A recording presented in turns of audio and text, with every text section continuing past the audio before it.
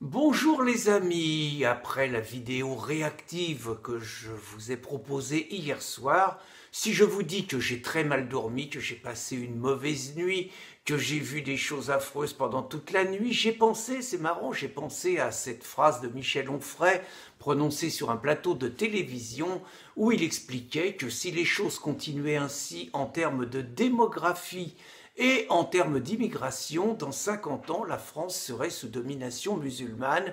Et je ne vous cache pas que, vu cela, je me suis dit que, hélas, le drame que nous avons vu hier avec l'incendie de la cathédrale Notre-Dame ne serait qu'un épiphénomène par rapport à tous les fleurons que nous risquerions de perdre dans ce cas-là. Car, autant vous le dire très franchement, je ne crois pas une seule seconde à la thèse de l'accident, même si je ne doute pas que ça va être la thèse qui va être mise en avant.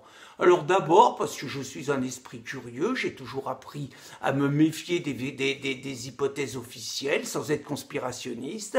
Ainsi, en 2001, je me rappelle qu'en 10 jours après les attentats du 11 septembre, nous avons eu l'explosion d'AZF. Je vous avoue que j'ai cru tout de suite à un attentat qui serait la prolongation des attentats du 11 septembre et que je ne crois pas une seule seconde à la fable de Total et à la fable de l'explosion, tout simplement parce que j'ai lu un livre de Marc Ménessier, un journaliste du Figaro, par ailleurs chimiste, qui a fait un excellent livre AZF Silence d'État.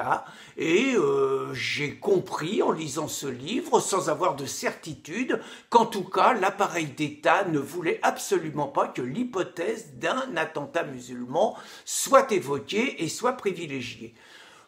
J'ai des doutes, je vous l'avoue, en 2002 sur l'incendie de l'ambassade d'Israël à Paris, détruite par le feu. Même si l'ambassadeur Elie Barnavi a dit que c'était un accident, il a rapidement dit qu'il avait dit ça pour apaiser les tensions dans une période où ça chauffait un peu au Proche-Orient, et j'ai des très gros doutes.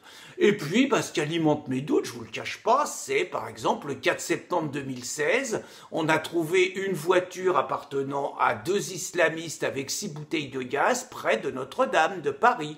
Je constate quand même que dans le silence général, ces dernières semaines, le nombre d'agressions, de vandalisations dans les églises allait en s'accentuant sans que ça ne fasse réagir par ailleurs ni médias, ni régime, ni gouvernement, ni ministre.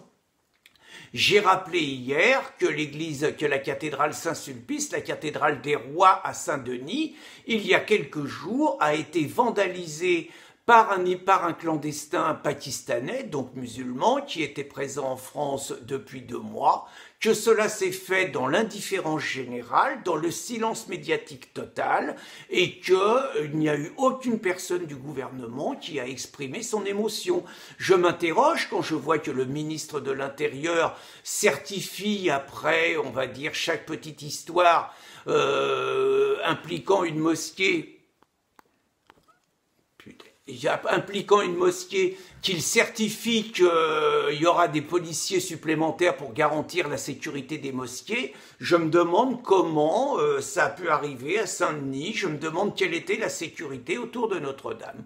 Une fois que j'ai dit ça, je ne crois pas une seule seconde à la sincérité de Macron qui, avec des trémolos dans la voix, presque au bord des larmes, nous a fait le coup de mettre toutes les forces du pays pour reconstruire Notre-Dame avec lui.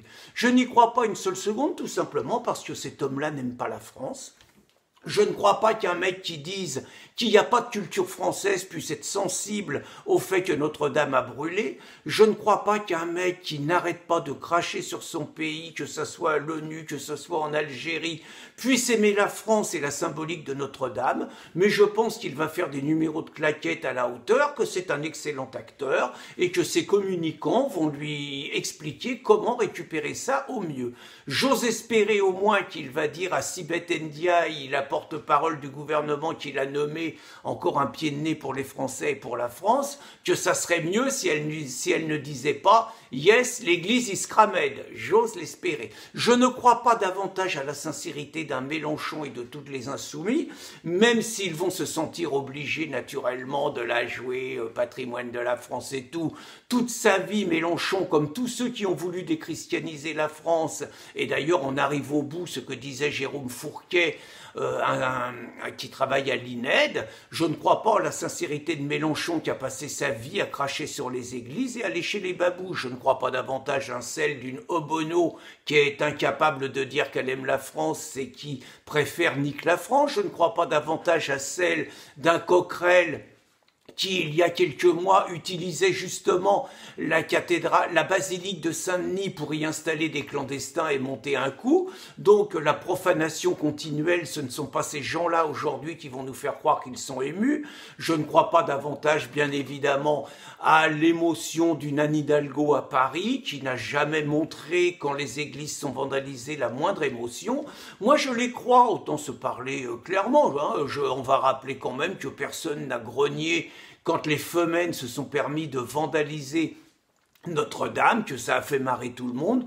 Je les crois finalement plus proches de l'état-major de l'UNEF, d'une nommée Afsa, d'un nommé Édouard Lebert, qui eux résument l'incendie de Notre-Dame à c'est du bois cramé, on s'en balèque, hein, c'est un langage très très fleuri, même si aujourd'hui ils les ont cachés.